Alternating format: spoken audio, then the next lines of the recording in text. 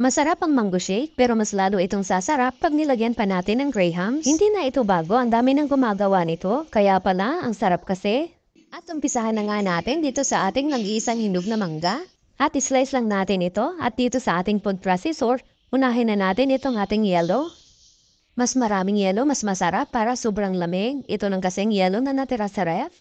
At sa paggamit nitong ating food processor, ipulse-pulse lang natin para hindi mag-overheat.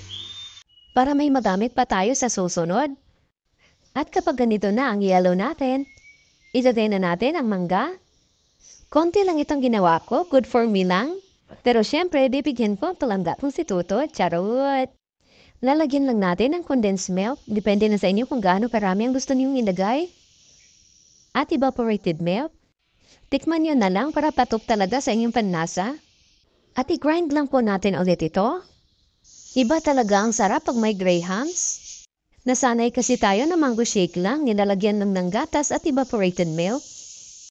Ayan, ang sarap-sarap nito at ang lamig-lamig. Dito natin i-assemble sa baso. Lagyan muna natin ng crushed grahams. Sunod natin ilagay ang ating mango shake. At crushed grahams ulit. Sa sarap nito para kang humihigop ng mango float. Lagyan lang natin ang mga na-cubes-cubes natin na mangga. At konting crushed grahams. Pang charot-charot lang. Ayan, may masarap na tayong palamig sa tag-init.